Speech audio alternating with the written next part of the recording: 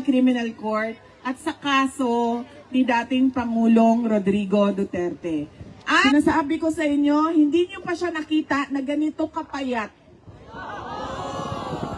sa mga maalala ninyo sa kanya. Mga panahon na naging mayor siya, na naging vice mayor siya, na naging congressman siya, at naging president ng ating bansa. Bakit ba pumayat? Dahil unang-una, hirap siya sa kanyang kalagayan. Hindi naman kasi siya marunong ng gawaing pambahay. Hindi niya magawa yon dahil lahat yon ay ginagawa para sa kanya. Simula nang siya ay pinanganak.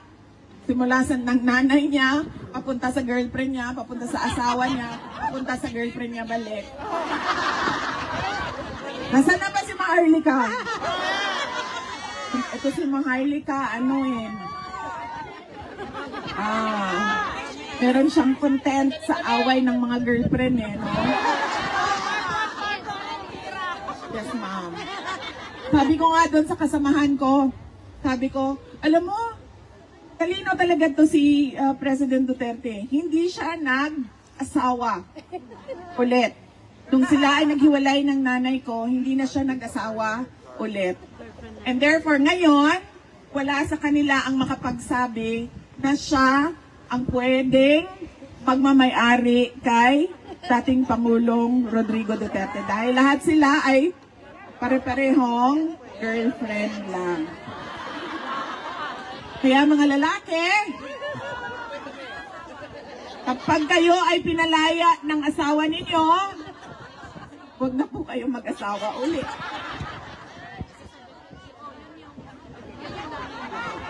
Diba? Asan ako? Kamusta na siya? Ayun. Hirapan siya. Pangalawa, yung malamig. Kasi kahit daw may heater sa loob, pumapasok pa rin yung lamig doon sa kanyang kwarto. At pangatlo, yung pagkaluto ba ng pagkain ay hindi yung tradisyonal na Pilipino na luto. Ay intindihan namin na sinusubukan talaga doong detention unit na bigyan siya ng pagkain na magugustuhan niya dahil it's culturally appropriate. Pero syempre, sabi nga nung mga Pilipino na tiga-Hague, ang mga Dutch daw hindi marunong magluto ng kanin. Oo. Hindi daw sila. Pero nagpapasalamat kami. Kasi ilang araw lang na dumating si Pangulong Duterte sa Hague ay gumawa sila ng paraan na mabigyan siya ng kanin or rice sa kanyang meals. Kaya nagpapasalamat kami doon. And syempre, yung lungkot niya na wala siya. Yes, ma'am, isa din yon yung lungkot niya sa walang girlfriend. Pero may I just say, ma'am, no? Kasi magaganda yung mga lawyers niya. Yung isa is a Singaporean Spanish.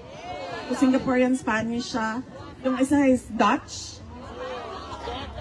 No? At araw-araw yon bumibisita sa kanya. Sa detention. So every morning meron siyang lawyers conference at masaya ako dahil yun na nga ang problema ko, sir. Makaligawan ba?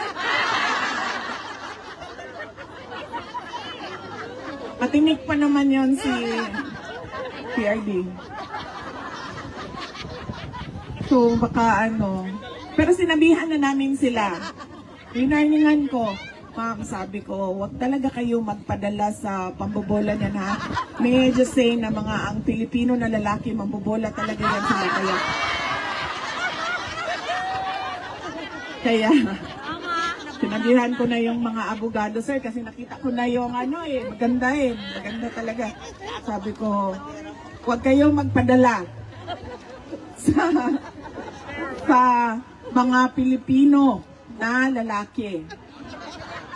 Dahil gagawin nila ang lahat na masuko mo ang bataan. Pero pag nasa kanila na ang bataan, ma'am, anong nangyayari? Pumupunta sa Palawan. Pupunta sa Siargao?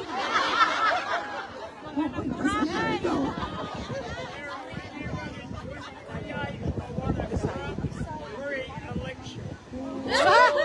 When you run in Yes. 28, you want a corrupt free election. Yes. That is what we are working on, and that is what we are pushing for with our senators that are allied with the political party of President Duterte. Discuss ways where we can improve on the election. Overseeing your election. Say, Kaka-i-read na. I-read ako kung gusto ko kanta. Yes, sir. We also know of that. There is some sort of foreign interference and influence in Philippine government and political affairs. And yes, as I said, we're discussing with senators, particularly Senator Amy Marcos, on how we can make sure that election results are credible. And we want to start it with the BARM elections, which are upcoming this year.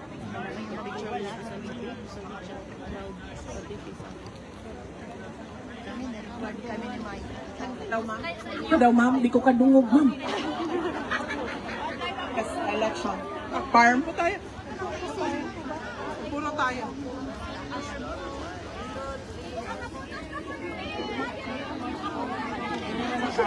Yes. Filipinos living abroad can do overseas absentee voting through the Philippine Embassy. Ay, guwapa, gyap. Guwapa. Ay, Kunya na yung gwapa-gwapa ma'am. Baka paminaw sa kong sa kuwa ma'am. Ako din para magkuan ba, magtrabaho. Kunya na gwapa-gwapa. But you know, may I just say, kagwapo ang skin ang bugnaw. Ang maganda ng kutis, ang malamig na klima. Na, alam mo ma'am, noong isang araw naglalakad ako, sobrang lamig niya, di ba? Gumaganda yung kutis mo kasi nagsasarado yung pores mo. Tapos naisip ko, sana ganito sa Pilipinas, no? Malamig sa mukha, malamig sa leeg, pero hindi malamig sa likod, hindi malamig sa lower back, hindi malamig sa tuhod. Di ba, ma'am? Dito lang yung lamig ba? Sa Pilipinas, dyan lang. Pag naglalakad ka, pero dito sa baba, kung saan masakit pag malamig, wala. Para maganda ang kutis lagi ng Pilipina. Hindi yung konting ano lang, konting init lang, meron na kaagad, breakout, meron na kaagad. Lagi ma'am. Pwede ang bugnaw diri lang, ana. Yung malamig dito lang. Dito, dyan, malamig.